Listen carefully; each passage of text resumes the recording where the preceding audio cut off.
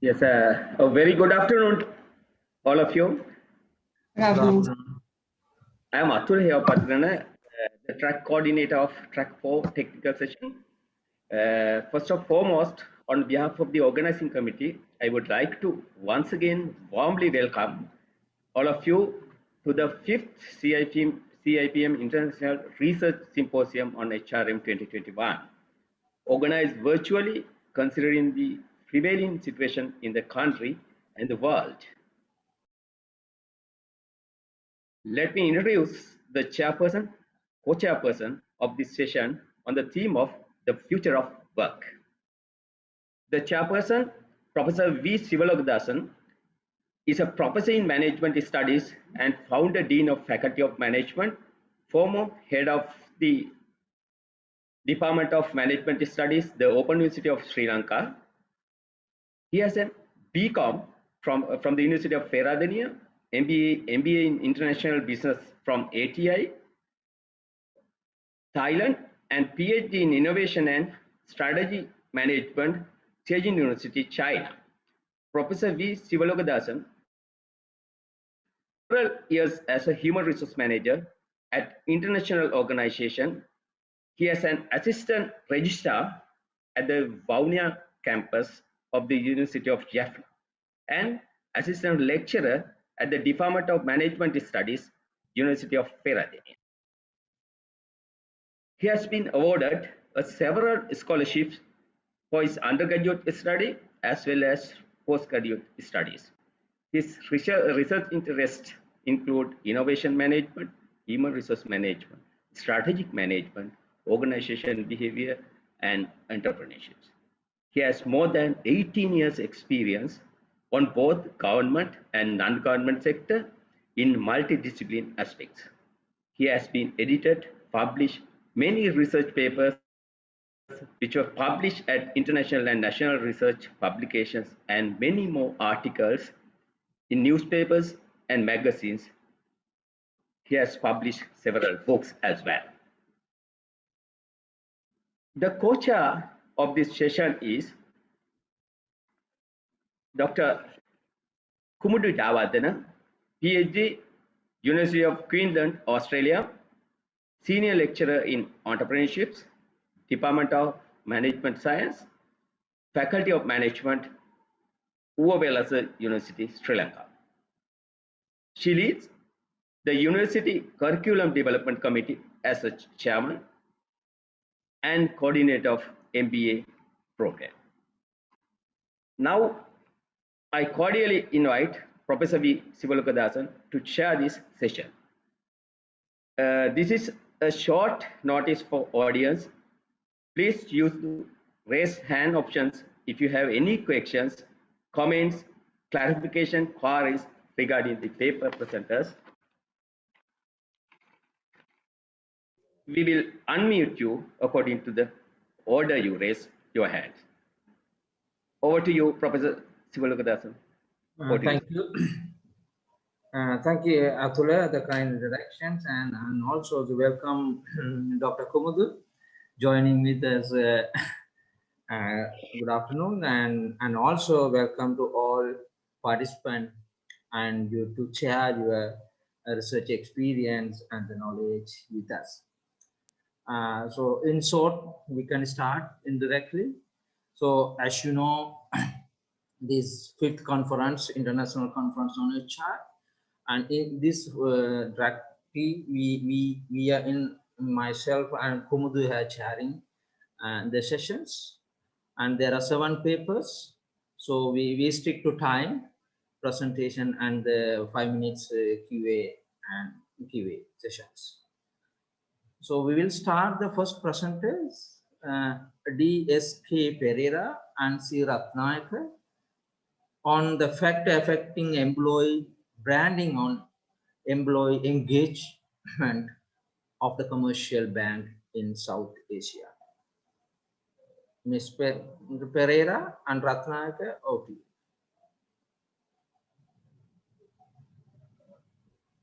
I'm Keshani Pereira, and the topic of my research is Factors Affecting Employee Branding on Employee Engagement of Commercial Banks in South Asia.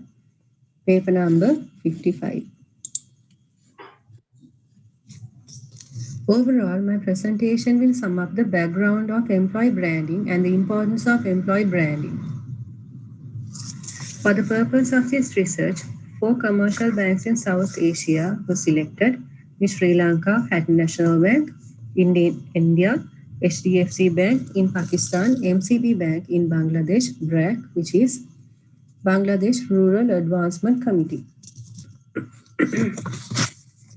Objectives of this research is to evaluate the key attributes of employee branding, to evaluate key attributes of employee engagement, critically evaluate the relationship between employee branding and employee engagement, finally, to establish employee branding strategies to enhance employee engagements in commercial banks of South Asia.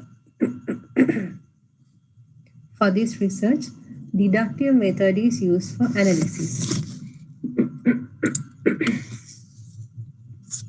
According to Myers and Mangold, employee branding is a process through which the employees internalize the desired brand image and project it to customers is known as employee branding. For an example, when we think of marketing, images of promoting a product or a service comes into our mind. But who are the frontline marketers? The employees are the people who needs to project and create the buying and wanting needs among the customers.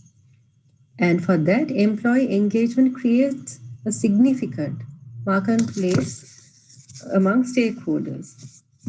Therefore, the main objective of this research is to evaluate the factors affecting employee branding on employee engagement in commercial banks of South Asia.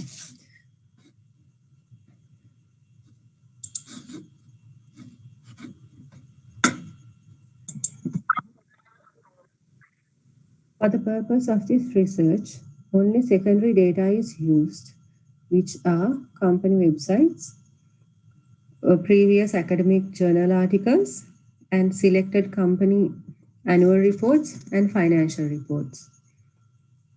For employee branding variable, training and development, retention rate, turnover rate, and gender diversity is selected.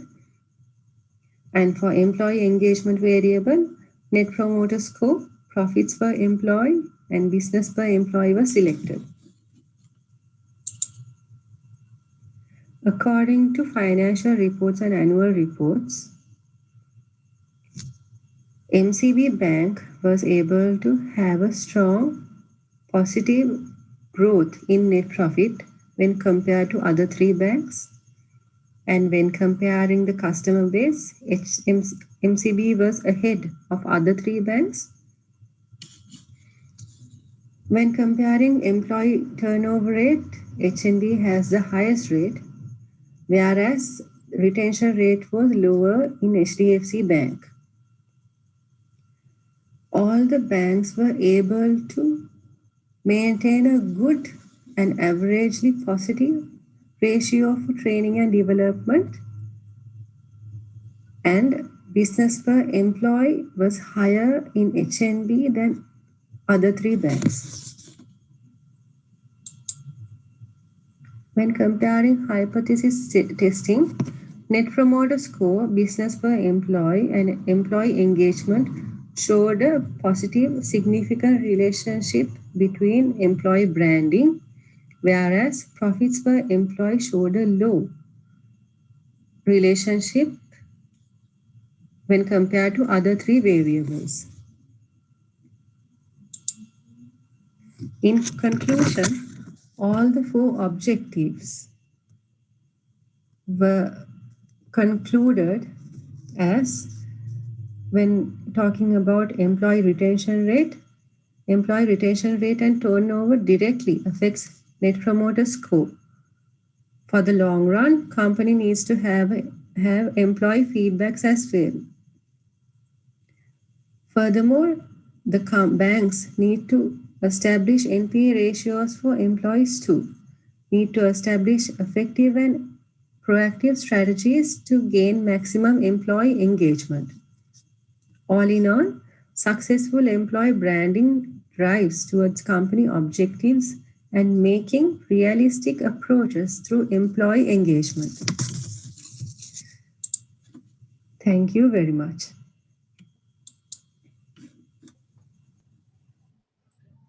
Thank you. Yeah, thank you. Thank you for nice presenting and employee branding and employee engagement. And this is open to floor. Any question and any clarification or any contribution to her?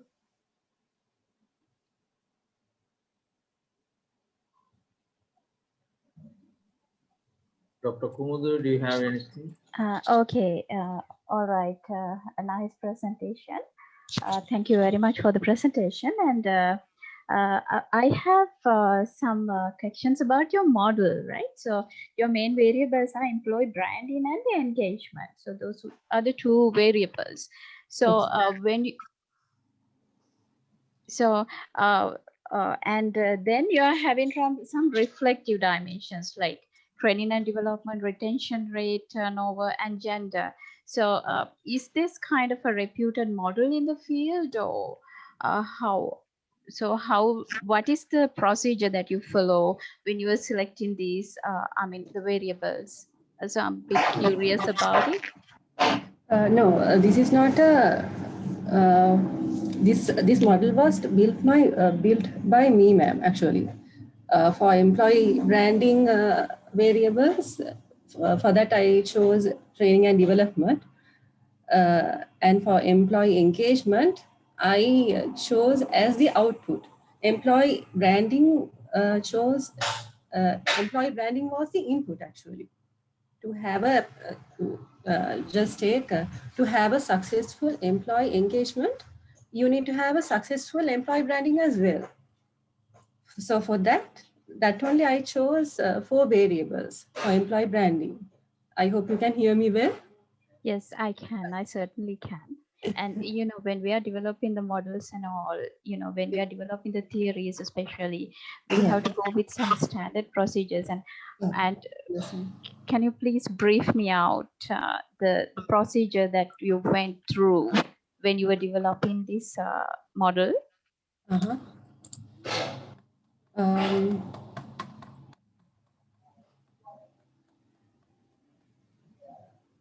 Do you mind if I brief about employee branding for you to have a clear understanding about it? Is it all right? Yeah, thank you. What is the Dr. Kumudu asking? Because when you see this your model, yeah, you are highly. There are some technical error also in the slides, maybe in your paper also.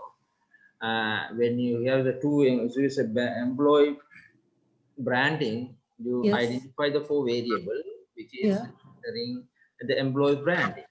The technical literature is concerned here is how you develop, how do you make sure this validity, how you get it, where the originated idea you got it, or then if you have yourself you may then develop, and did you test it and validity of each variable, and to measure whether it's these really measure the employee branding.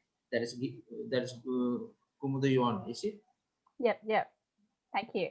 Yeah, and also this arrow you mentioning the conceptualization, it had to be another turnover, because you are the 4 variable high mentioning employee branding, but here your conception meaning it is training and the employee turnover is have relationship to the employee branding, not a measuring the employee branding. So that's your technical mistake, maybe you have to correct it. Yeah, I understand. Yeah, anyone have any questions? Yes, I have one question. Yeah, welcome. Okay. Actually, you mentioned in this paper you use the Prisma. So the Prisma means so how did you done that process? Whether the inclusive one and exclusive one, how did you select that article? So that's my question.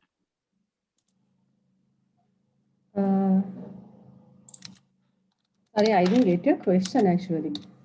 No, you mentioned in the slides you applied for deductive and Prisma approach. No, you mentioned the slide Prisma. So the Prisma one. So how did you find this article? you not mentioned the within how long you sorted out the articles. So from 2020 to 21 like that. The Prisma model, that's a systematic process I'm asking. For the purpose of this research, I took 10 years back articles. It's like 2011 to 2001 articles. But I am asking, so there's a systematic process. No, so what are the keywords you use? How did you, once you search in the Google Scholar, there are 1,000 articles there. So you have to narrow down the article. That's called Prisma. No?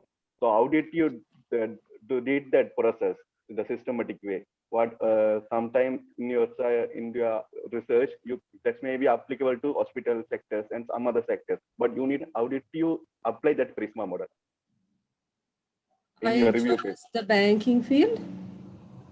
Okay, so you selected entire banking articles only for this review. No. Basically, I had to. This is a very least discussed topic, I would say. So I had to look for articles which are related to hospitality as well, for the purpose of this research, because there were not direct articles about employee branding and the bank field. So it was a wide selection, I would say. Okay. Thank you. Okay.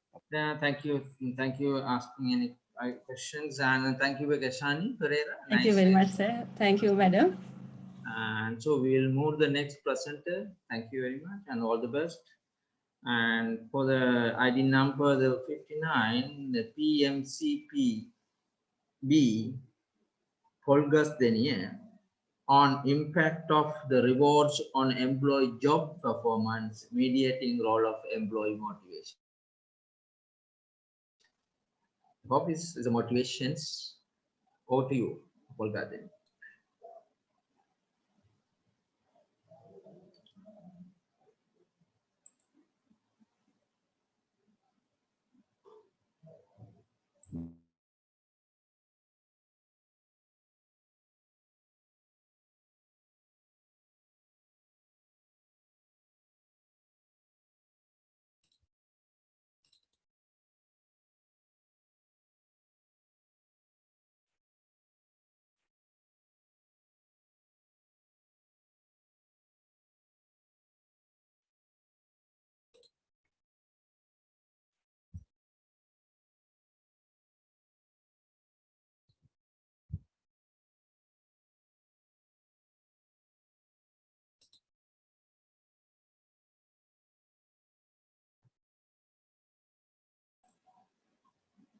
Atula, it's not showing.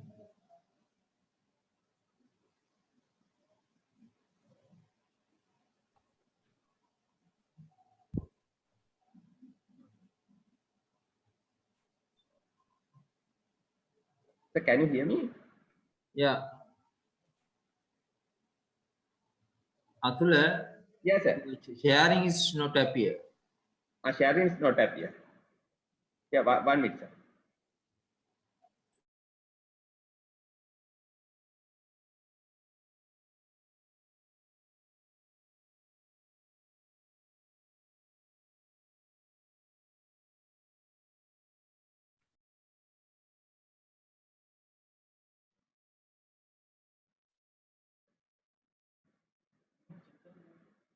Sir, is it okay?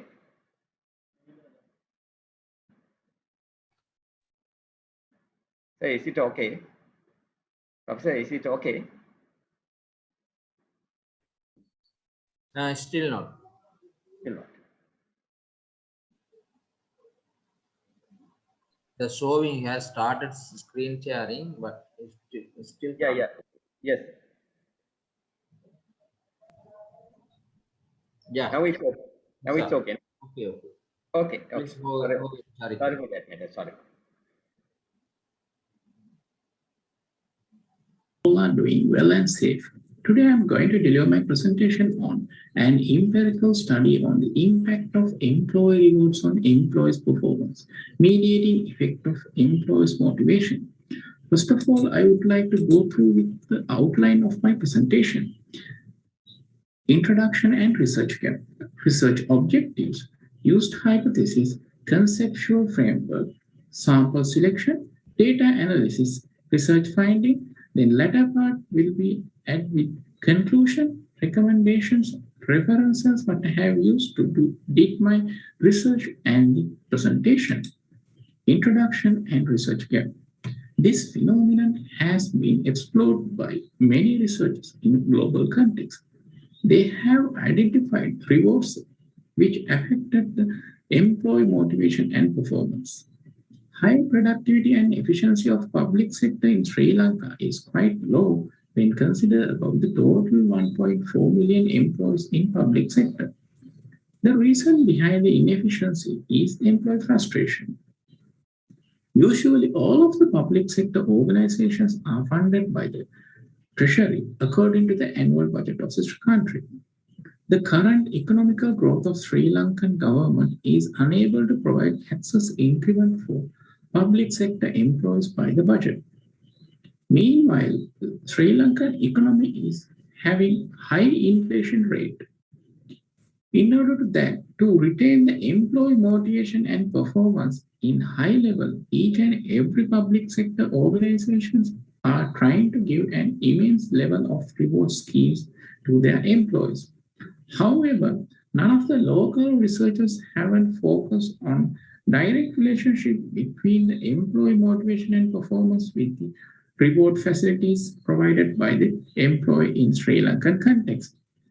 To do my research, I have chosen the organization serve 6 million customer accounts and approximately annual turnover would be more than 200 billion rupees and having around 35,000 of employees all over the country. This study attempts to find out whether the employees are motivated with the current reward facilities which provided by the organization and job performance are related with the rewards provided by the organization and the mediation effect of the motivation in between the rewards and the performance.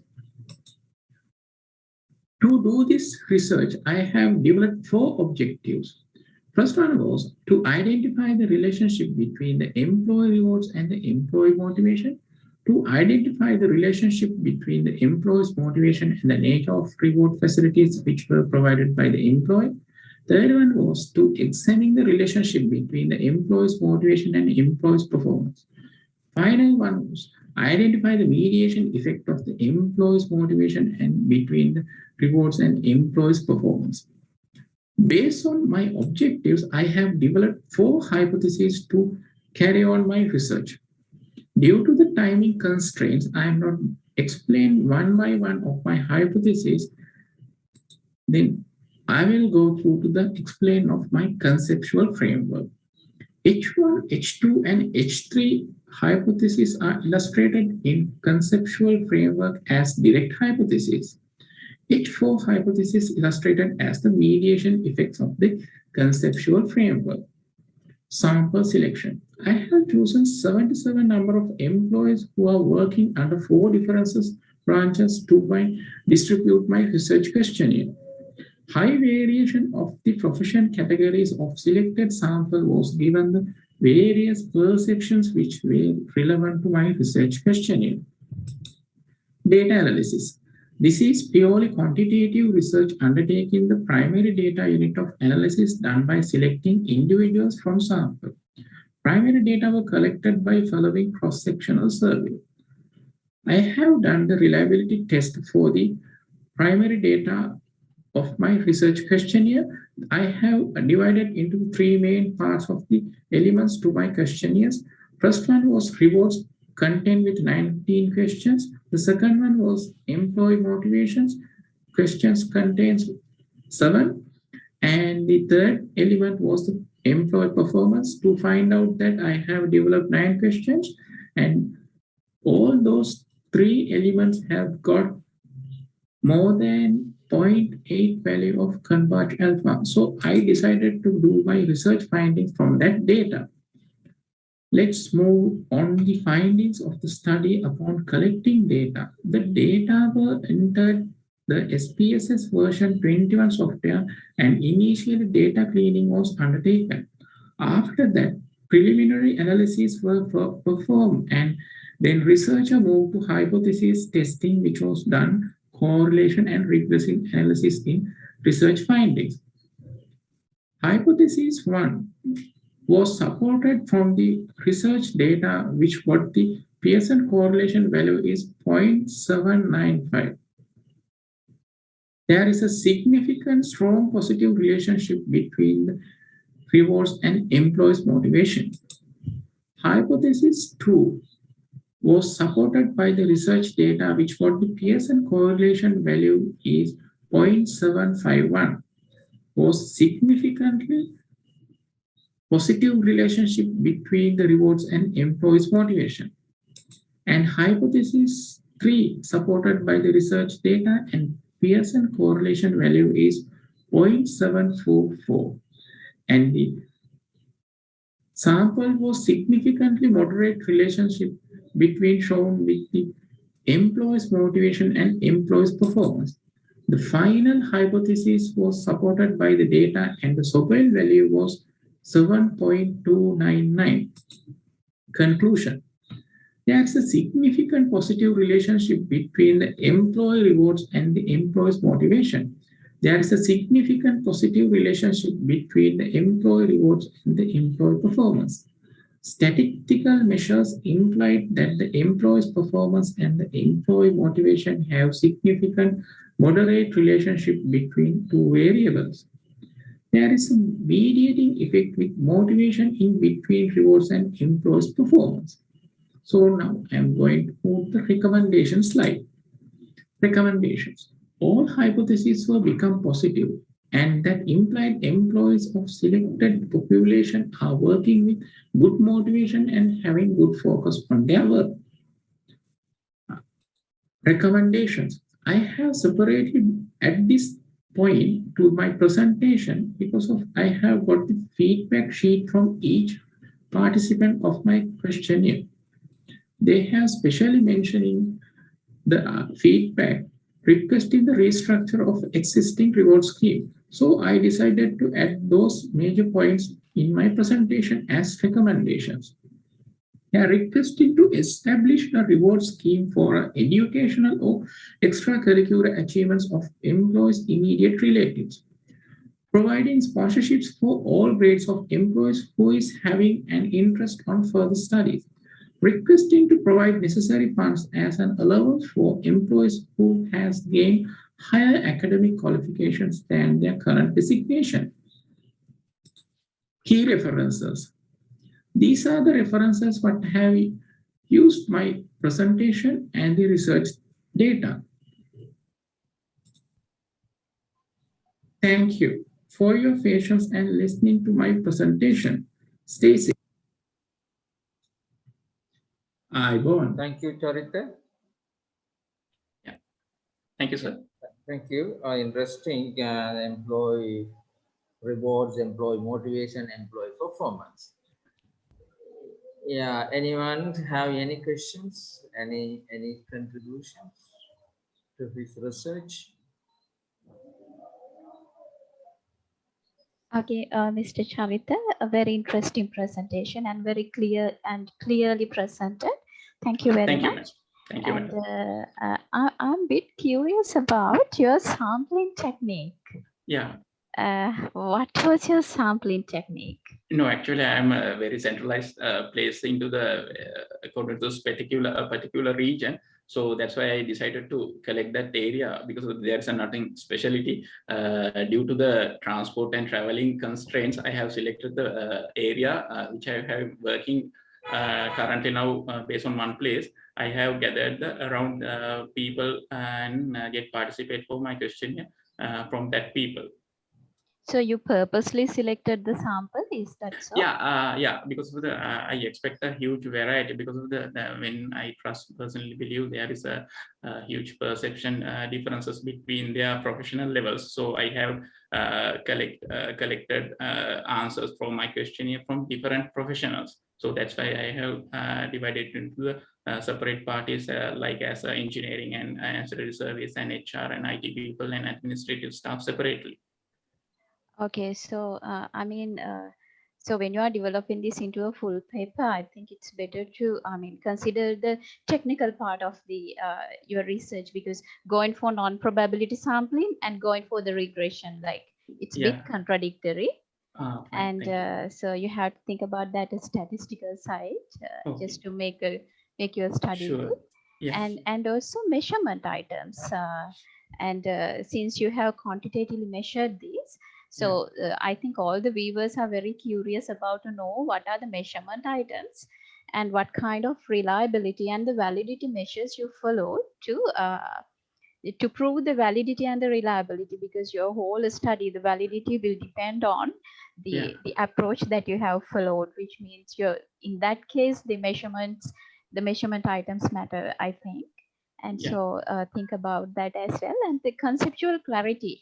And I'm just curious how you conceptualized, for an example, the performances. So how did you conceptualize, and what are the dimensions you used to conceptualize and measure these constructs? So it's great if you can present them when you're developing the full paper. Based on a research article, madam, I have used, actually, currently, properly, I don't remember that paper name. Based on that paper, I have designed the Likert analysis for the measuring performance, and basically I have measured the converge alpha value for each research elements. Basically, I have designed rewards and the motivation and performance for three elements, and I have differently built up separate questions for each element, and then I have measured the converge alpha value once I get the all questionnaires. So depending on the converge alpha value, I have did the reliability test on that. So due to the positive results of... Thank you. Charita, that is, I have small question on analysis part, that because you are in hypothesis, last hypothesis mediating variable. But in your results, it didn't show it how to measure this mediate and how to measure the mediate effect. How to came to conclusion in a mediation hypothesis. Based on the research article and the tester of the mediating effects. So based on the value, I got the positive value as the mediating effects value as the 7.299. So according to the paper article, which I issued in the 2016, I got the positive mediation effect as the my answer. No, maybe I'm asking question, what the technique and what is the strategy you use to measure your test mediation value? Basically I have done the Sobel test, and value of that test according to that paper, which is issued by the Chinese. Thank you, Charita. Nice, and we have a nice research paper, the rewards, employee motivation and employee rewards and motivation and employee performance. So that without motivation, yet performance is questionable. That is your summarize, is it? Exactly. Thank you, and then we will move the next presenter. Good luck to Charita. Thank you, sir. Thank you, madam. So the 57 next ID, and this is SAI Ushara and KAC Chandrika on adoption of human resource analytics by HR professional, systematic literature reviews. Interesting topic. Chandrika and Ushara, over to you.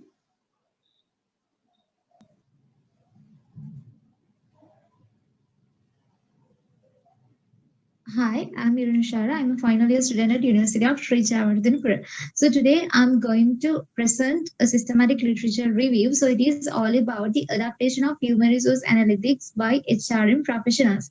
Let's see the introduction.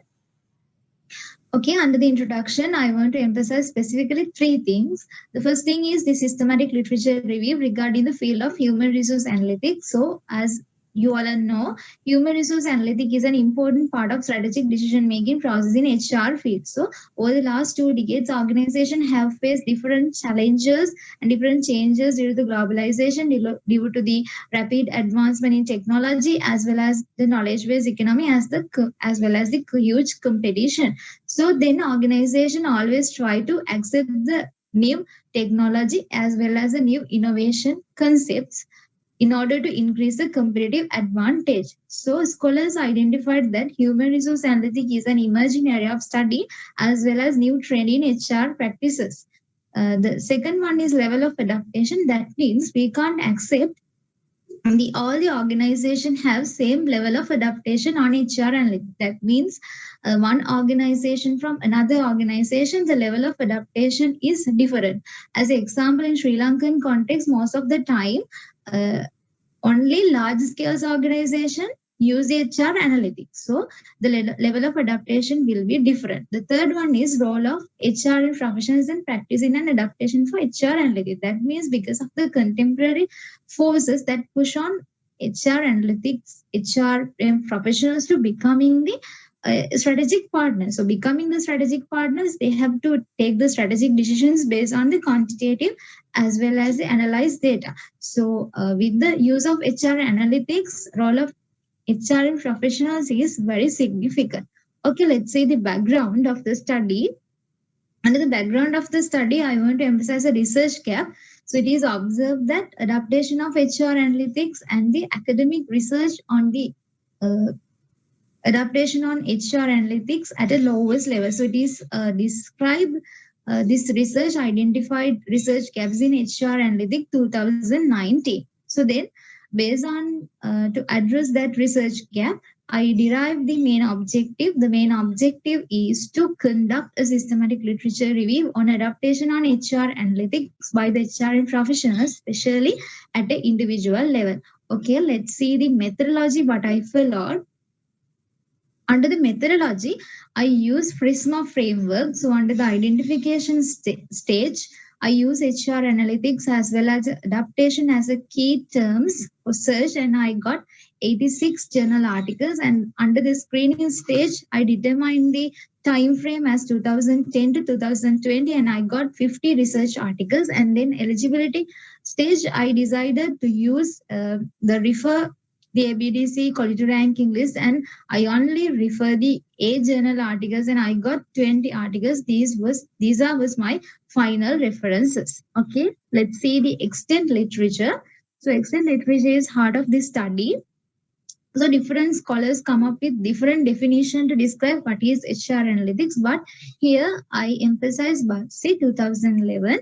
So HR analytics defined as the application of methodology and the integrated process for the improving the quality of the people-related decision for the purpose of improving the individuals and organizational performance.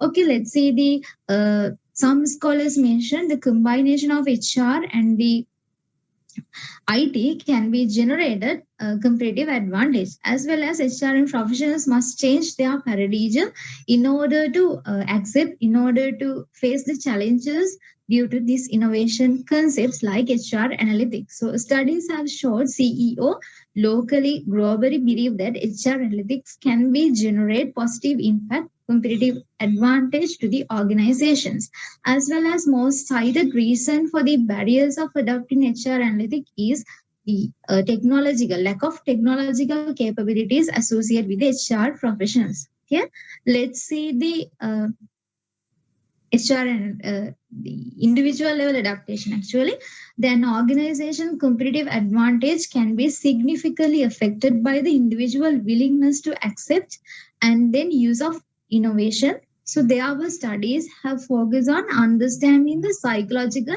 as well as sociological factors that will shape on individuals' behavior, intention towards using the technology, and then accepting the technology. So we can use two theories in order to discuss the theoretical framework related to the HR analytics. So these two theories, the first theory is Rogers theory. So diffusion of innovation theory, Rogers 1983. So it already discussed about the main elements of diffusion process. That means it is mentioned main diffusion elements actually. So under the communication through the members of the social system can determine the rate of innovation adaptation. So under this, I discuss 5 traits like perception of relative advantage, comparability and complexity, trialability and observability. So some research had been already used these traits of innovation as a theoretical framework to discuss the adaptation of HR analytics. Let's move the next theory. The next theory is the unified theory of acceptance and use of technology, which is developed by the Venkatesh. So it is discussed mainly two constructs, perceived usefulness and the ease of use. And it is mentioned performance expectancy, effort expectancy, social influence and facilitating conditions. So some research use performance expectancy and effort expectancy to examine the individual level adaptation and social influence and facilitating condition as the organizational level adaptation on HR analytics. Okay. I would like to emphasize then summary of findings.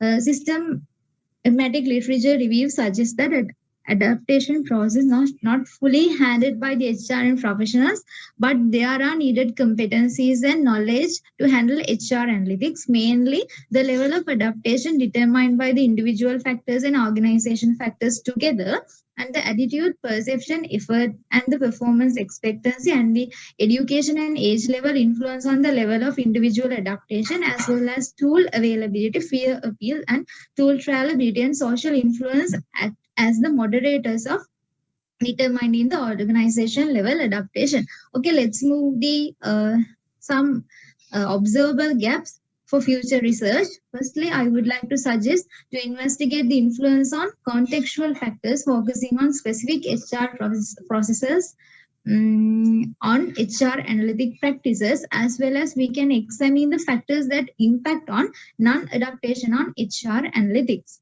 Okay.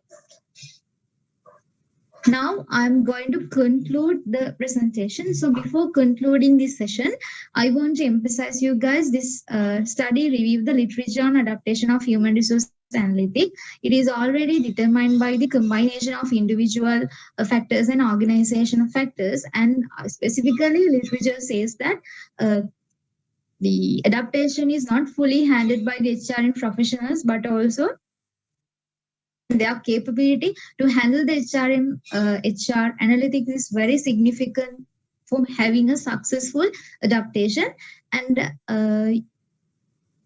we believe this research will be very useful for the professional, for the especially HRM professionals who are seeking to adopt HR analytics, as well as professionals who are reluctant to adopt HR analytics for making their mind set by knowing the reality about the adaptation. So then they can realize what is the reality of the HR analytics and how they can adapt easily to the HR analytics in order to gain competitive advantage to the organization. So throughout my presentation, these are the things that I want to share with you. And thank you very much for giving attention for this presentation. Thank you. Thank you. The new topic, and thank you addressing HR analytic, testing the adoption of the professional. Any questions from the audience?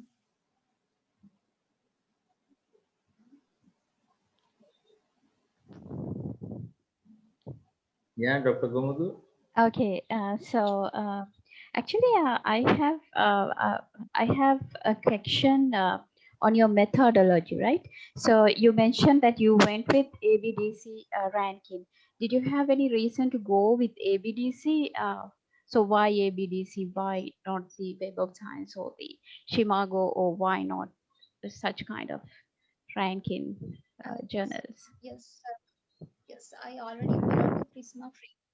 So under the eligibility stage, I want to use one of eligibility criteria. Then I would like to use the ABDC college ranking list, because I believe, and I think all the scholars are believe ABDC college ranking list is very very significant. And regarding the HR analytic field, it's a field of innovation. So then I believe it's like all the updated journal articles were there. So then I use a ABDC ranking list as my eligibility criteria, and that's what I fill out. Okay, so ABDC, it's an Australian framework. So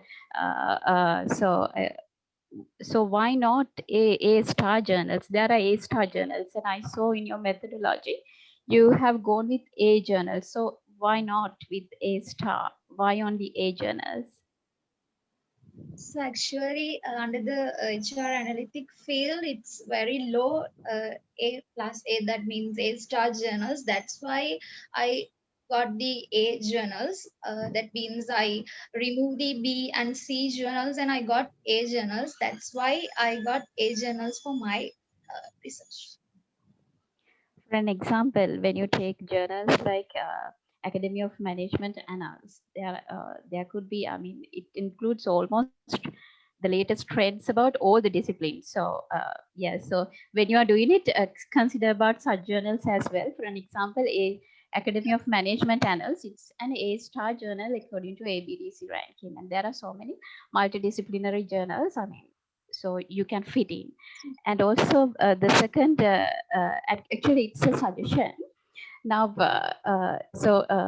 when you're developing this into a full paper, try to go for the thematic analysis and try to see some themes in your data. So it will be more attractive, and you can I mean, you can bring about your originality.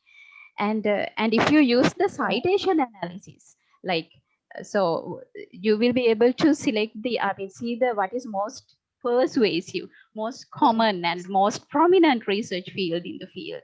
So try to go for the citation analysis as well. And I really like your study, and congratulations. Thank you very much, madam. Thank Thank you all. you. Thank you, Shara. I have one questions. It's not a questions. To just clarify, we analyze your literature review analysis, and because it's HR analytics is a new and also the new knowledge, even though HR professional. And my question is in the level of HR analytics within the HR professional, level of knowledge and the level of known and level of skill to HR analytics. Whether you have any idea, any literature you finding this.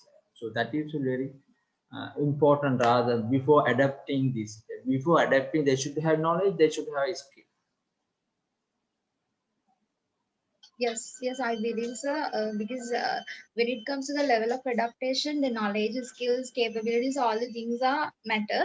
Then I believe if I can go through those things, it will be a very useful research for all the professionals and all the people. Thank you. Any others? We can move to the next. Thank you, Shara, for your teams, and thank you. And very nice, very good. Keep it on the new things in HR, in the field.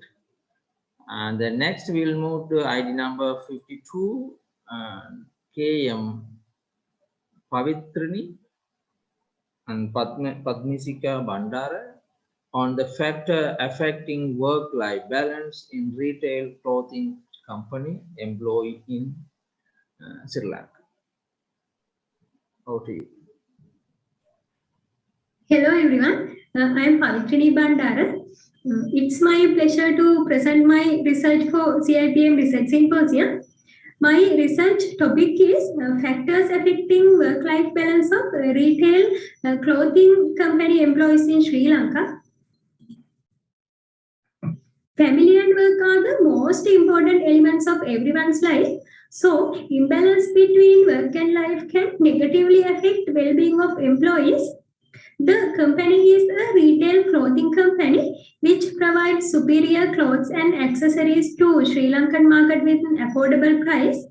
The target population of this study is retail clothing company employees employing in 5 branches across the country of ABC Private Limited. In the selected company, they have identified issues like low motivation and high turnover. Because of that, the company has to spend more money and time on recruitment. When I met the employees, I found that they have working hour problems and workload problems. The company has to spend more time and money on recruitment due to high turnover. The general objective of this research is to identify the factors affecting work-life balance of retail clothing industry employees in Sri Lanka with special reference to ABC Private Limited. The specific objectives are to identify the impact of job stress, working hours, workload, and organizational support on work-life balance. Literature summary is shown here. When reviewing the literature, I found scholars' views about work-life balance and the factors which determine individuals' work-life balance like workload, working hours, job stress, and organizational support. I have developed 8 hypotheses according to the conceptual framework. Conceptual framework was developed using literature review. I developed hypotheses to see if my independent variables positively affecting my dependent variable or negatively affecting my dependent variable. Random sampling method was used to select the population. From the total of 300 shop employees, 30% was taken as the sample. 90 questionnaires were distributed, but 70 field questionnaires were collected. The questionnaire was prepared using questions selected from previously used questionnaires, web articles, and PDF files. Simple words were used in the questionnaire. The questionnaire contains demographic questions, 5-point Likert scale questions, and open-ended questions. 5-point Likert scale questionnaire was used to obtain statistically useful information. The Likert scale questionnaire consists of 5 scales from strongly agree to strongly disagree. The questionnaire consists of 5 sections, 4 questions for dependent variable work-life balance and 16 questions for independent variables. IBM SPSS Statistics 24 software was used to analyze the gathered data. Before testing hypothesis, I conducted a reliability analysis to measure reliability and to get the basic summary of calculations.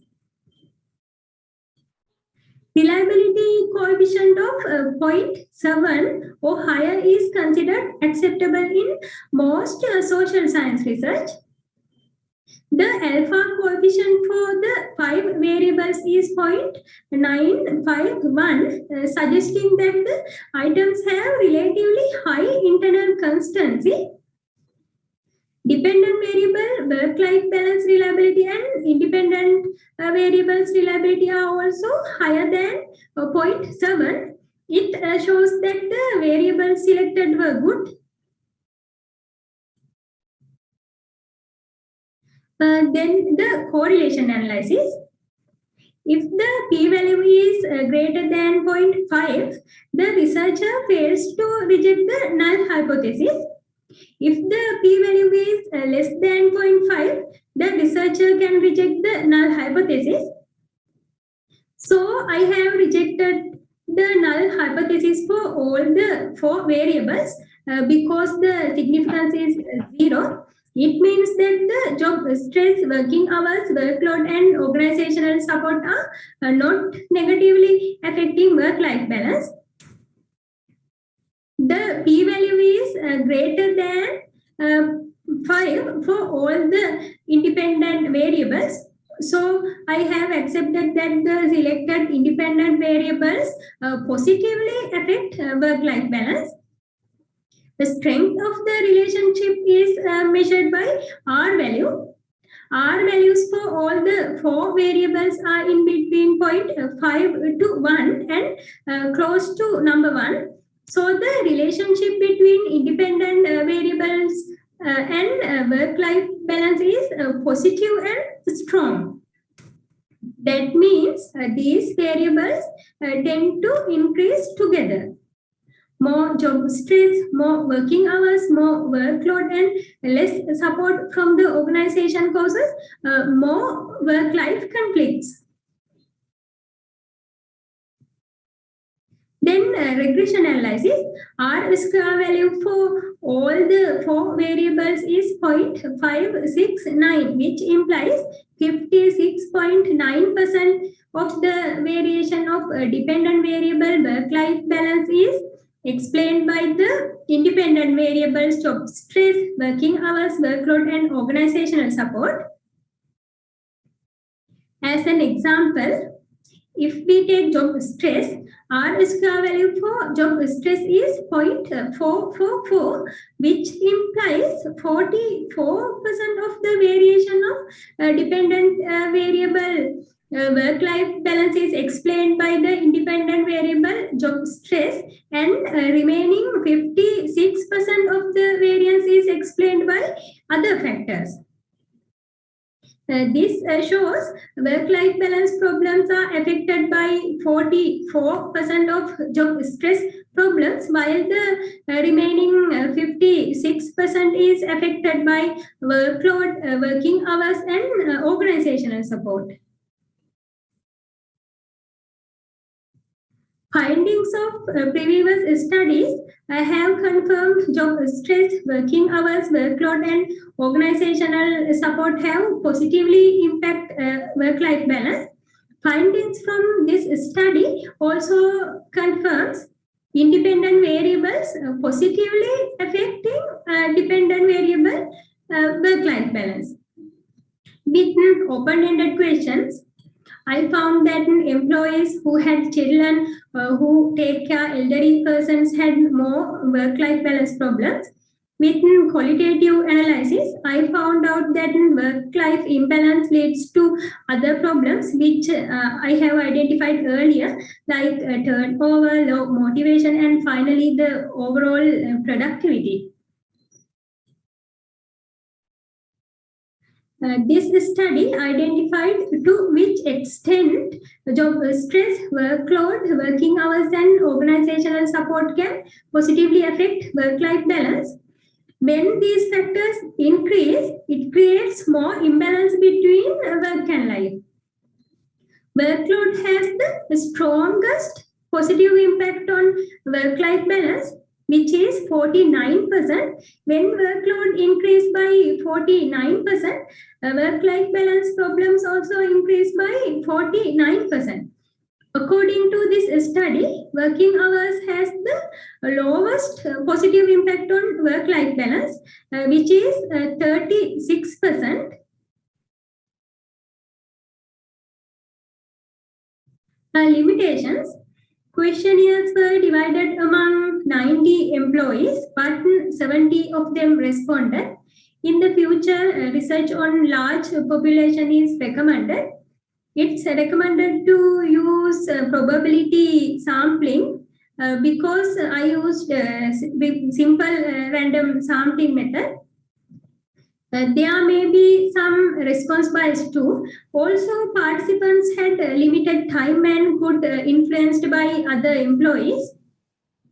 Another limitation in this study is this study did not confirm the negative impact of independent variables on dependent variable. Recommendations for the organization are to build positivity among employees while doing trainings, give vacation benefits instead of financial rewards to reduce stress, introduce flexi hour plan, and redesign jobs, recruit more employees to reduce workload, and become flexible to improve organizational support. Recommendations for employees. Employees can take medical supplements like ginseng to reduce stress. They can also reduce intaking of stressors like coffee. They can also start practicing meditation and do yoga for body and mind. They can use reminders to manage time, and they can follow their passion. So, end of my presentation. Thank you so much. Thank you. Thank you. Work-life balance. So Thank you.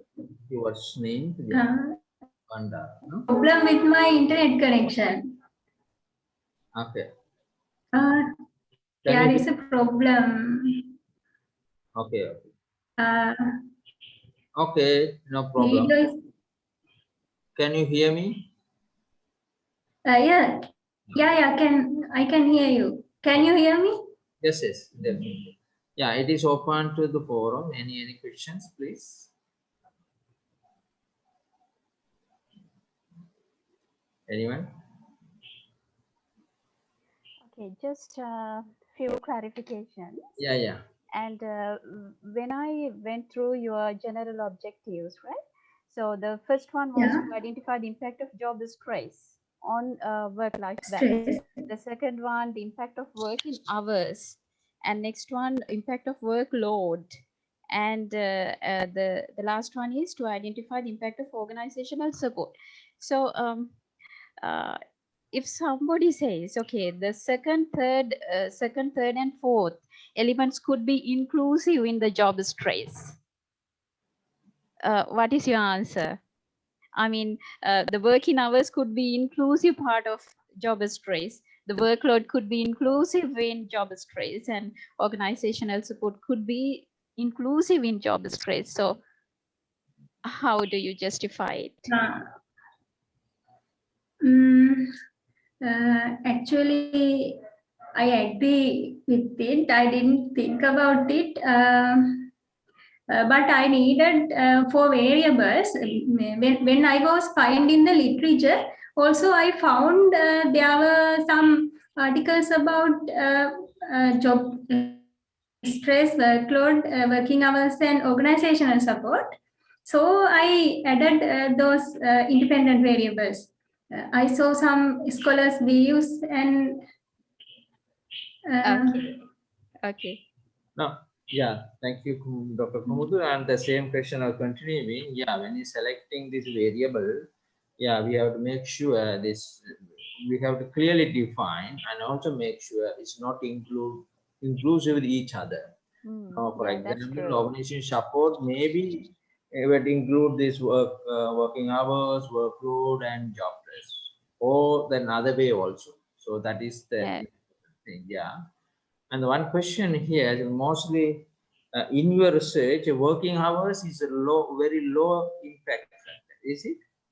But in a normal in work-life balance, working hours the main factors they influencing work-life balance. So why is in your research and different results? Any reasons? Working hours. Yeah. I didn't hear it correctly because of the internet connection. Based on the results, the working hours get a low value. Low value in my research. But but in reality, working hours. Yeah, that's my question. In reality, working hours as most problems causing work-life balance problems. Yeah. According to my research, I don't know why they have answered like that. No, that is the depend on your sample and population selected. Whether if you are selecting more people who work more hours, and maybe results may be different. Yeah. Yeah, maybe you think Yeah. the sample and the population. So thank you. Interesting study, work-life balance and fact effect. And thank you very much. All the best. And we will move to the next presenter. Thank you, sir. Thank you. ID number 4. Dushmande and P.N. Gamage on impact of engaging student politics on undergraduate academic performance evident from the National University in Sarona. Very nice. It's a new thing. Very nice topics. Over to you, Dushmante and Gamage.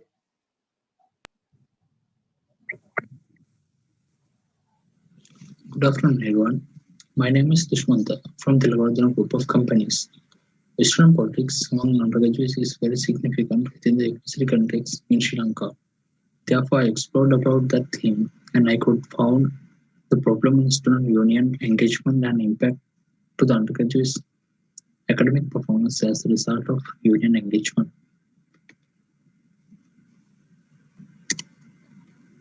This is the flow of my presentation today. In national universities, the ultimate purpose is to create more productive undergraduates from the university to society. That process disrupted by the undergraduates' student union involvement. When considered the investment allocated by the government to increase the quality of the higher education system become a wastage today because most of the national universities suffer from the student union participation. Moreover, research investigates the major factors that affect into student union participation in this study. Those are family background of the undergraduates, university environment, difficulties faced by the undergraduates in this university, and sports involvement of the undergraduates. The researcher investigates the relationship of each factor to the student union participation. Finally, as a result of the student union involvement, researcher inspects impact level to their academic performance. Researcher as a research program in this study, researcher consider undergraduate union involvement has significant impact to the universities, government, and whole society. As the general objective of this study, identify undergraduate student union participation and recognize that impact level to their academic performance. As the specific objectives of the study, the researcher followed these to identify the family background and that influence the engagement in union activities, to identify the university environment that influence the engagement in union activities, to assess the undergraduates' participation in university sports and union involvement, to identify difficulties faced by the undergraduates that causes by student union engagement. The researcher provides improvisation for the universities, students, and society by referring to the findings of this study. In this study, the researcher used past research findings to build up literature section for this study. Moreover, first 4 literature points relates with the family background of the undergraduates, university environment, difficulties faced by the undergraduates, and undergraduate sport involvement towards the student union participation, and final literature point based to the impact for undergraduates academic performance caused by student union involvement. These are the hypotheses developed based on external literature of the study, and this is a conceptual model that derived based on the major 5 hypotheses. When considered the methodological approach of this study identified as the quantitative study, and this study conducted in deductive way, purpose of the study considers as explain the existence theory in Sri Lanka. The study conducted as the field study. Primary data were used to analyze further inferential statistics. Time horizon considers as the cross-sectional study. Data gathered via Google Forms analyzed through Spaces package. Here, research mentioned the authors and related variables. Those are extract for create measures for the study. In data analysis section, all the variables and dimensions ensured the reliability and validity respectively. Furthermore, researcher can't go with the parametric parametric measures because the study sample indicated as not normal. Therefore, researcher has to move with the non-parametric measures to test hypotheses. In hypothesis testing, first for hypothesis assessing the relationship of electron union participation and the factors affecting the union participation. For assess the relationship, researchers use Pearson chi-square and its value should be less than 0.05 for accept the hypothesis. In this table, prove that sigma value of the first four hypotheses is less than 0.05 and first four hypotheses are accepted. Final hypothesis is assess system union involvement effect on their academic performance. For that, researcher apply the binary logistic regression to test final hypothesis. In that analysis section, Nagalkage R-square value confirmed that 14.7 impact system union participation on their academic performance. When considered the limitation of study, we can take sample size is not at the considerable level, cannot reach the sample size. For that, for test, the hypothesis has used non-parametric predictors. Consider only four factors that influence student union participation. Dependent variable assessing just considering the student's grade point average. Direction for future research. Consider bigger sample for future research. Consider more factors to assess student union participation. Consider academic capability as a dependent variable. For obtain more reliable findings, future research can use parametric measures. And this is the end of my presentation. Thank you very much for your active listening. Thank you. Thank you, Usmanta. And because I got a message, Usmanta, because of the internet connections is disconnected. Question answers because no way it's not available. Anyway, if it's back, we will go back. We'll move to the next. Yeah. Anyway, it's the nice presentations and saying the student engagement, student politics, and also participation. Yeah, it is very important in a current scenario. The student engagement in the student union and the student participation and everything. And we have very nice, interesting presentations. Unfortunately, we don't have chance to ask any questions because the authors are it's not available. Thank you. And we will move to the next presentation, ID number 56, Mihirani and Veligamage on impact of financial and non-financial reward on interns' motivations. Then motivations. Over to you. Good afternoon, everyone.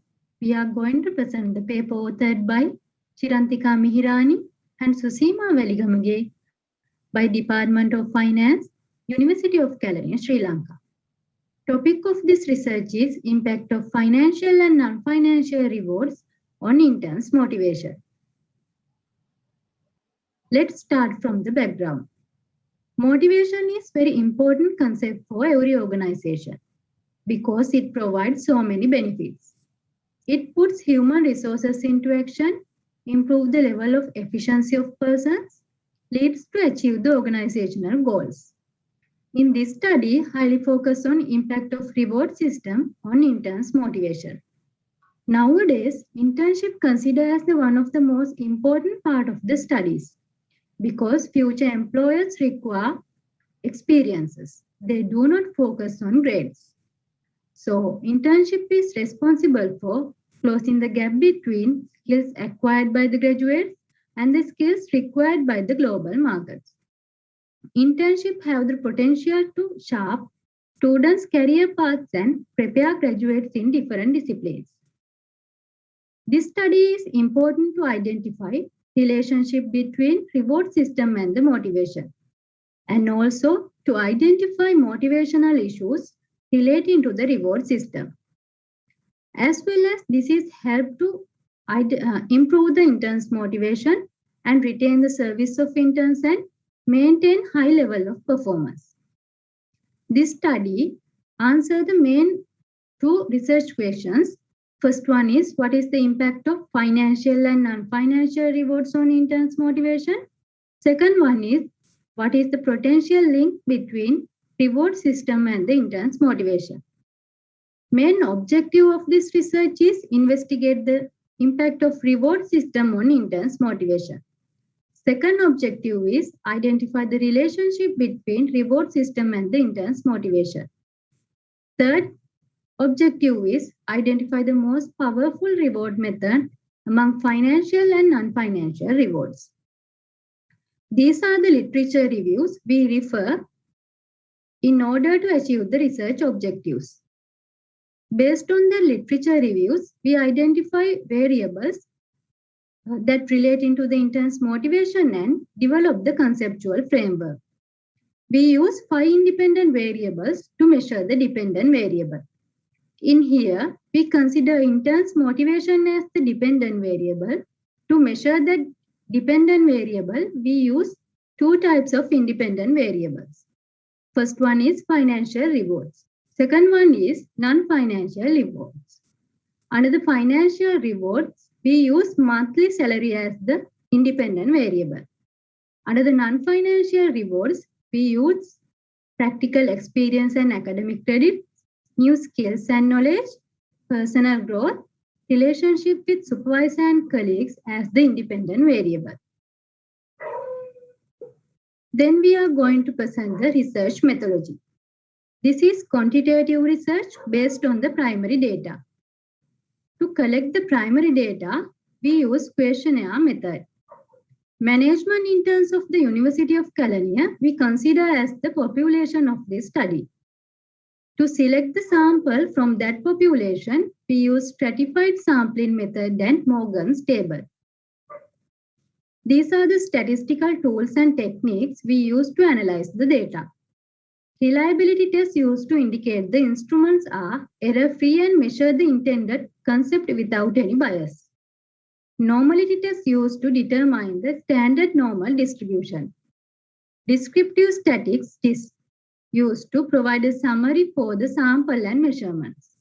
Correlation analysis used to analyze the relationship between reward system and the intern's motivation. Regression analysis used to investigate the relationship between reward system and the intern's motivation. In order to analyze the data, we have done reliability test. According to the Cronbach alpha value, all variables are reliable for the study. And also we have done normality test to determine the normal distribution. According to the values of the skewness and kurtosis, we conclude that data set is normally distributed. These are the descriptive statistics.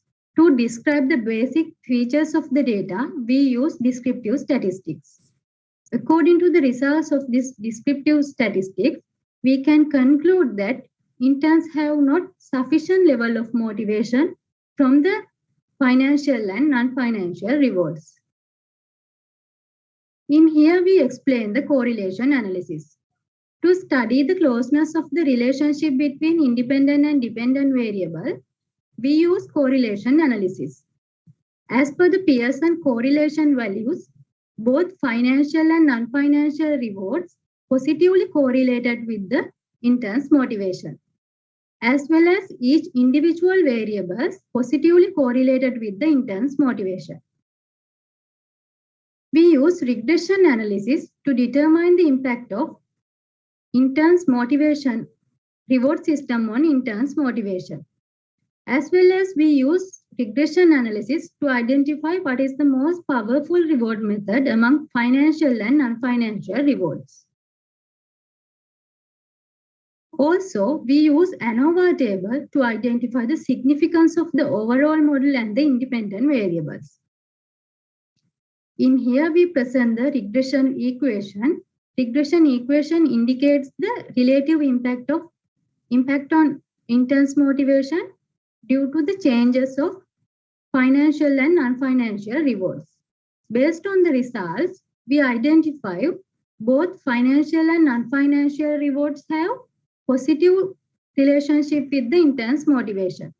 but non-financial rewards have more significant relationship with the intern's motivation. In here, we mention hypothesis also. First one is there is a no significant impact of financial rewards on interns' motivation. Second one is there is no significant impact of non-financial rewards on interns' motivation. Based on the results, we can conclude that alternative hypothesis is accepted and null hypotheses are rejected. These are the important results and findings. According to that, high-ranking motivating factor is supervisor feedback. Second one is monthly salary. Third one is recreational activities offered by the employer. Fourth one is training possibilities offered by the employer. Fifth one is interaction with the colleagues. Also, high-ranking most important factor that makes successful internships are develop a network of professional colleagues, enhance your professional reserve. Second one is get a chance to explore career opportunities. Third one is feel motivated to do the work and feel confident in your work. At the end, we can conclude there is a significant impact of financial and non-financial rewards on interns' motivation.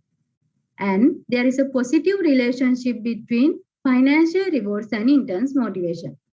And also there is a positive relationship between non-financial rewards and interns' motivation. As well as there is a significant positive impact of non-financial rewards and interns' motivation than the financial rewards. At the end, we can conclude companies should be maintain fair non-monetary satisfaction and monetary satisfaction level. We identify, based on the data, we can identify supervisor feedback plays a major role in interns' motivation. So, supervisors can take following actions to motivate the interns.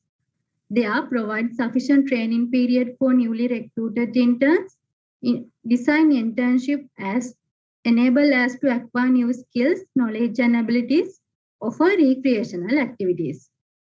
Finally, we can recommend to future researchers it is better to include other interns when conducting future research, and also it is better to predict other drivers and determinants of interns' motivation rather than the financial and non-financial rewards. Thank you.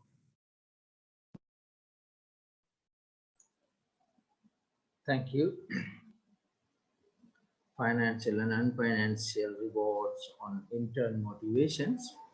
Sorry. Yeah, it's open forum. Question and any questions? Okay, Ms. Mihirani, I hope you can hear me. Yes. So, and conceptually wise, you presented very clearly and very clear presentation. And thank you very much for that. And what was your sample size and how many students responded for your study? Sample size is 306. How many students responded for your study? All students responded. Okay, and when you are developing the full paper, just give some special attention to the measurement items. I mean, how you measured and the validity and reliability, and give some specific reference to your validity and reliability aspect of the measures, especially the convergent and the discriminant validity. So that's all from my end. Very nicely done presentation. Thank you, madam. Any other questions? Thank you, Mihiri. Then I have some more questions regarding intern motivation. So in research problems, yeah, Yeah, you did the financial, non-financial. So why? Because when you presenting research problems or research questions, is very not clear.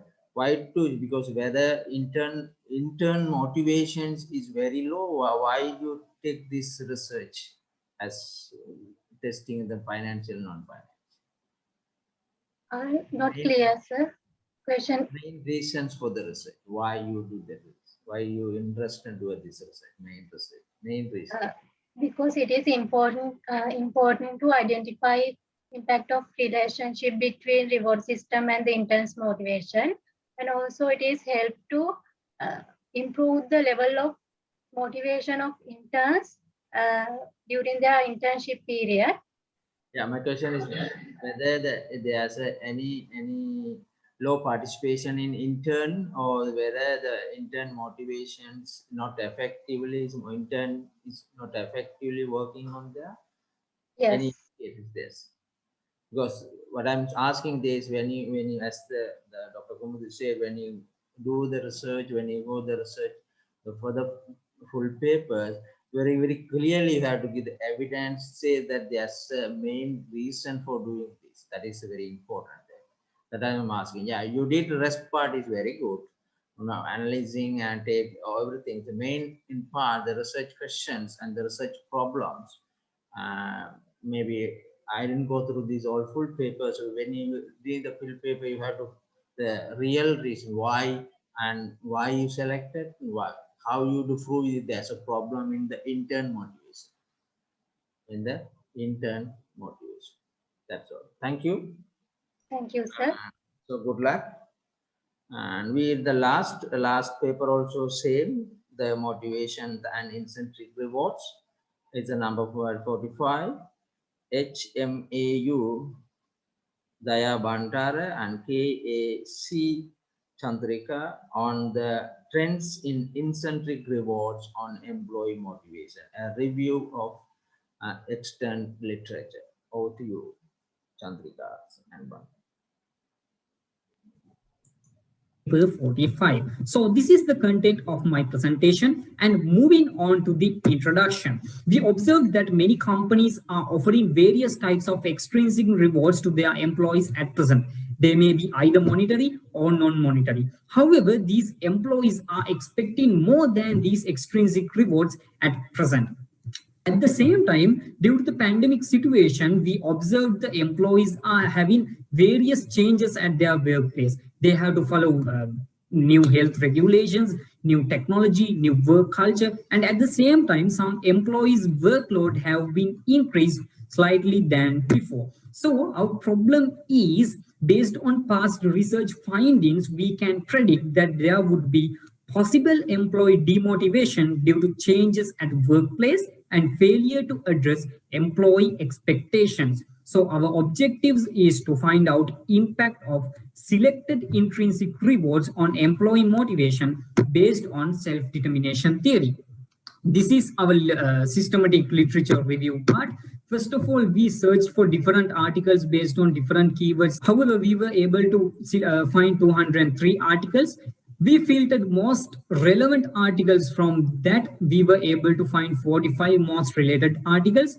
From them, we found from those 45, we ranked them according to ABDC journal ranking, and we were able to find 25 ranked journals, ranked articles from this. Moving on to the theoretical lens, as mentioned, we are focusing on self-determination theory. This is a psychological theory of human motivation. It suggests that if the people are fulfilled with autonomy, competence, and relatedness, these people are self-determined. That means they are intrinsically motivated. So autonomy, if the people have the control of the tasks they do, we say that there is autonomy. Then competence, if the people are getting a mastery in skills and knowledge, they are trying to perform it by their best. That means they are trying to do it by their maximum possible capacity. Then relatedness, if the people are having a sense of belongingness and connectedness, we say that there is a relatedness. Here, self-determination theory is a collaboration, is a collection of autonomy, competence, and relatedness. So based on our systematic literature review, we were able to find 6 intrinsic rewards which were frequently discussing in our selected papers. So we are going to talk about them in our external literature. First of all, flexibility in work. Flexibility in work is crucial to attract and retain top talented employees within organizations, as stated by Xuan Shen in 2018. Flexibility, if the organization is flexible, if the tasks are flexible, if the superiors are flexible, if the procedures are flexible, then these employees are feeling these organizations are not only focusing on the job, they are not only focusing on the task, they are focusing on practical aspects of the employees too. So these employees are feeling, these employees are having a sense of belongingness towards this company. So we can achieve relatedness according to self-determination model. Then at the same time, if the employees are given flexibility, we can reduce employee tardiness and fatigue. That means the employees can work in a fresh mood where they can improve their competences also. Then positive feedbacks and motivation. According to Anton Skeller, he mentioned that frequent appreciation and positive feedbacks can improve the meaningfulness of the job to the employees. That means if the superiors are always appreciating the work they done, if they are discussed in stakeholder meetings, if they are offering with employee of the month and specific rewards, these employees feel that my work, my tasks is very significant to the employees. That means they are doing their job in love. Then we can achieve relatedness because they are having a sense of belongingness towards the company. Moving on to the nature of the job. Subrata Chakrabarty in 2019 mentioned that modern labor market is self-motivated to work with innovative, reactive, and risk-taking job. That means if the job is challenging, if there are different types of decisions to be taken, if one problem is different from other, these employees are having a sense of empowerment. They feel that their tasks are innovative. So when the employees are doing different tasks for different problems, their competence level would be improved day by day. At the same time, these employees have to address by themselves because these problems are not mentioned in a standard operating procedure or else the policies in the organizations. So these employees have to plan and control by their self. Moving on to learning and growth opportunities. According to Margot, learning and growth opportunities, training programs, and career advancement opportunities can make a huge impact on employee motivation. That means if these jobs are having something to learn day by day, if they are having growth opportunities, career development programs, if there are many activities which are not related to financial aspects, then these employees are getting a competence day by day. At the same time, the employees feel that the company is not only getting the job, they are also thinking about ourselves. So there's a sense of belongingness by the employees towards the company. Moving on to employee participation. If the employees are taken to decision-making activities for budgeting purposes, for controlling activities, these employees feel that our ideas, our innovations are being practiced in the company. So the employees have a sense of feeling that we should do our job by our maximum effort because these are something produced by ourselves. So they are not following something mentioned by ourselves. They are implementing their own decisions. They are implementing their own plans. So this would be achieving autonomy according to the self-determination model. Moving on to job security. According to Gatha Gulyani and Tanuja Sharma in 2018, an employee with certainty of jobs is less likely to worry about financial aspects. The job is the main source of income for employees. If we can ensure their job is secured, then the employees feel that rather than getting the work from me, the company is also thinking about my future. They are thinking about my main source of income. So we can achieve relatedness, because the employees feel that they have belongingness towards the company, and also vice versa. Moving on to our research gaps. Future studies will need to provide evidence on how the nature of the reward interacts with nature of the task to attract, motivate, and retain. And at the same time, there's a room to analyze how intrinsic rewards are applicable to different genders and different age groups. At the same time, future researchers can examine how intrinsic rewards are impacting on different categories of employees within the organizations. So based on our analysis, this is our summary of findings and conclusion.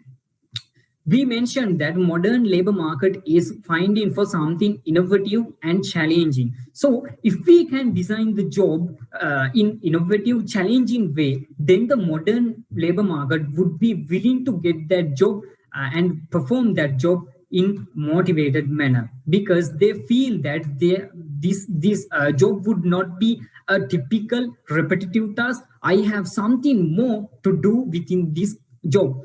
And next, if we can offer many learning and growth opportunities to these employees, they feel they can learn many things by being with this organization. So I should work more, then I could learn more.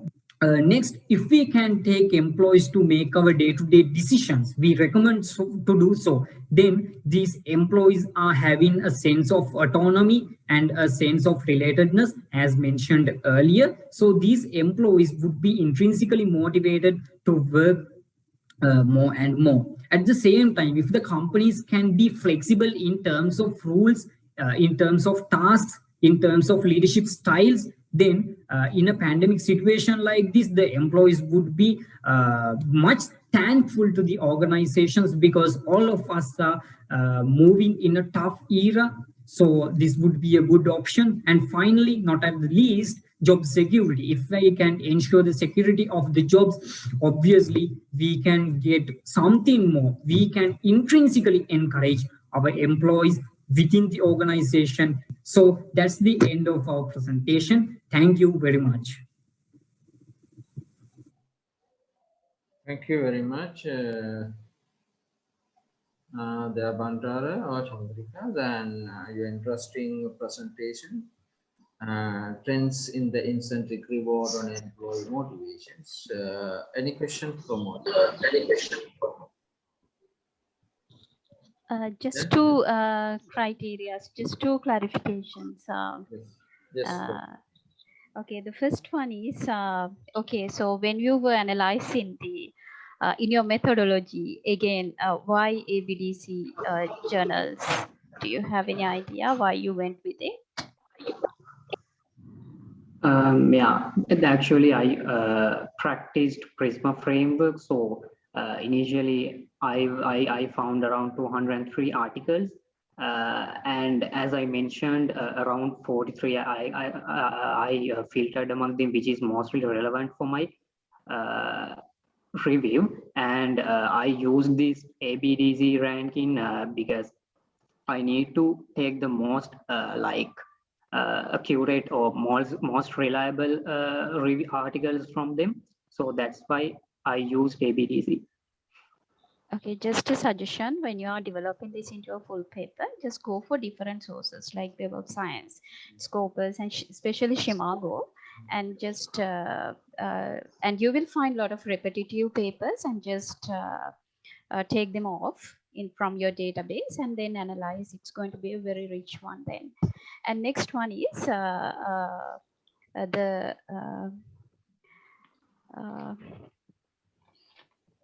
so the purpose of the systematic literature review is, the basic purpose is to organize the current stock of knowledge, right? So did you find anything new to the literature? So what is your original contribution to the knowledge? I mean, when I went through the list that you presented, I saw that they are almost supported by the extant literature.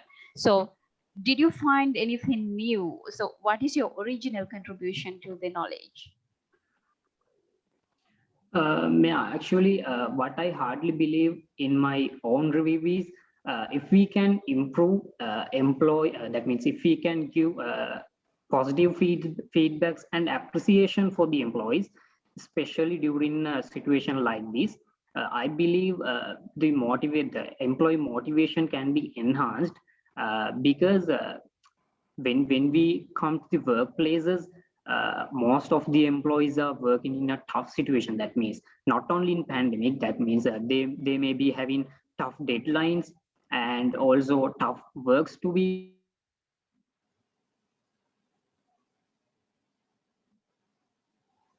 done. Thank And you. I believe is these employees hard situation, they are like discouraged, and at the finally, if the line manager appreciate them in a stakeholder meeting, then I hardly believe that it would be a good positive point to keep the engagement level of employees again and again.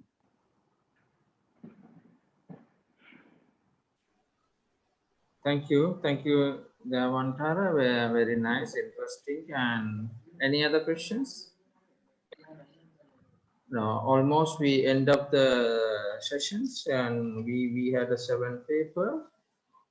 It's very interesting in HR, and say the employee branding and engagement, employee rewards and employee motivation, and HR analytics, and work-life balance, student engagement and student participation in student politics, and financial, non-financial reward and eccentric rewards and their motivation. So we had the 7 papers and 7 presenters. Thank you for all everybody's, and congratulations. All the best. Athura, over to you. Yes, thank you very much, sir. Before ending not, Time. yes, thank you very much. Can you say that everybody can you switch on your that video, because that we have to get a photograph. Yes, please switch on everybody your videos. Finally, we would like to see you all, please. Yes, yes. Is it okay?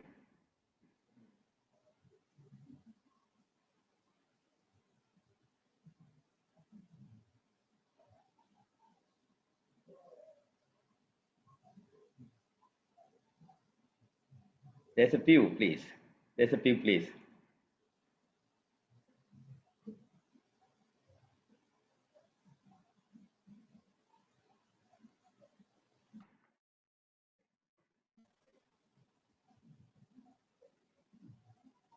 Please, there's a few. Please switch on your camera. There's a few. No response, no? Yeah, please get it. Okay, thank you very much.